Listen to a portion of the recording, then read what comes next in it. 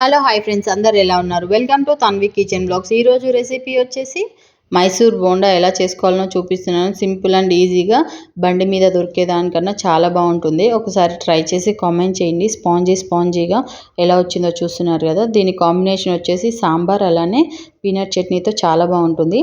దీనికోసం ముందుగా ఒక బౌల్ తీసుకొని దాంట్లోకి ఒక కప్పు పెరుగు అయితే యాడ్ చేస్తున్నాను. పుల్లటి పెరుగు అయినా పర్లేదు, బాగుంటుంది టేస్ట్ అనేది. పుల్లటి పెరుగుతో కూడా ఒక కప్పు పెరుగు అయితే యాడ్ చేసుకొని దానికి 2 కప్స్ మైదా పిండి అయితే యాడ్ చేసుకోవాలి. ఒక కప్కి 2 కప్స్ మైదా తీసుకోవచ్చు. కరెక్ట్ మెజర్మెంట్ సరిపోతుంది. ఇదంతా అయితే కలిసేలా కలుపుకొని కొంచెం వాటర్ అయితే ఎక్కువ యాడ్ చేసుకోకండి. కొంచెంగా వాటర్ అనేది యాడ్ చేసుకొని కన్సిస్టెన్సీ అనేది ఇలా ఉండాలి. ముందే మనం వాటర్ ఎక్కువ పోసేసి లూజ్గా కలిపితే మనకి ఇది మొత్తం నైట్ మొత్తం ఫర్మెంటేషన్ అవ్వాలి కాబట్టి మార్నింగ్కి ఇంకా సాఫ్ట్గా అయిపోతుంది. సో ఇలా నేను చూపిస్తున్న విధంగా ఇలా గట్టిగా అయితే కలుపుకోవాలి. పిండిని అనేది లిడ్ పెట్టుకొని నైట్ అంతా దీన్ని ఫర్మెంటేషన్ చేసుకోవాలి. సో నెక్స్ట్ డే మార్నింగ్కి పిండి అనేది చూస్తున్నారు కదా ఎంత సాఫ్ట్గా వచ్చిందో. దాంట్లోకి 1 స్పూన్ జీలకర్ర అలానే 2 స్పూన్స్ సాల్ట్ అయితే యాడ్ చేస్తున్నాను. మీకు కావాలంటే మీరు పచ్చిమిరపకాయలు కూడా సన్నగా కట్ చేసుకొని యాడ్ చేసుకోవచ్చు. పిల్లలు కూడా తినాలి కాబట్టి నేను పచ్చిమిరపకాయలు అయితే యాడ్ చేయట్లేదు. బండి మీద దొరికే దాంట్లో అయితే వాళ్ళు కొబ్బరి కూడా యాడ్ చేస్తారు. చిన్న ముక్కలు కట్ చేసి మీకు కావాలంటే యాడ్ చేసుకోవచ్చు.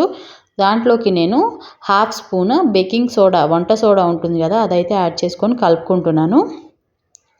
పిండి చూస్తున్నారు కదా, ఈ విధంగా మనం బోండాలు అనేది వేస్తే అలా పడిపోతూ ఉండాలి. అప్పుడే మనకి మంచిగా పొంగుతూ వస్తాయి బోండాలు అనేది. వంట సోడా వేసిన తర్వాత మినిమం ఒక 10 to 15 మినిట్స్ పిండిని అలా వదిలేసి తర్వాత అయితే వేసుకోవాలి. చూస్తున్నారు కదా, వంట సోడా వేసిన తర్వాత హాఫ్ గిన్నె ఉండే పిండి ఇలా పొంగుతూ మనకి గిన్నె నిండా వచ్చేసింది. సో మంచిగా పొంగింది పిండి అనేది. ఒకసారి కలిపేసుకొని డీప్ ఫ్రైకి ఆయిల్ పెట్టేసుకొని బోండాలు అనేది నేను చూపిస్తున్న విధంగా ఇలా అయితే వేసుకుంటే మనకి షేప్ అనేది రౌండ్గా వస్తుంది.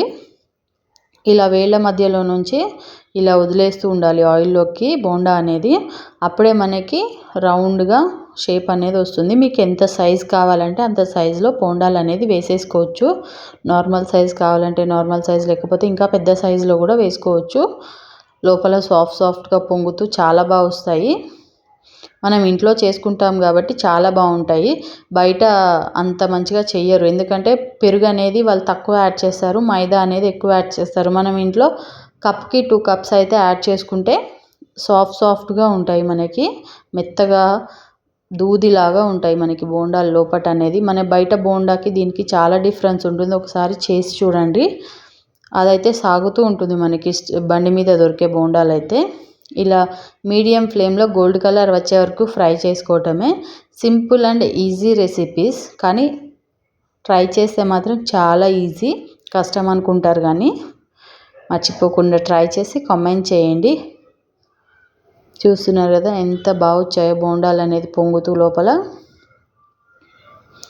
పిల్లలు కూడా ఎంజాయ్ చేసుకుంటూ తింటారు. మర్చిపోకుండా ట్రై చేయండి. అలానే నా ఛానల్ని సబ్స్క్రైబ్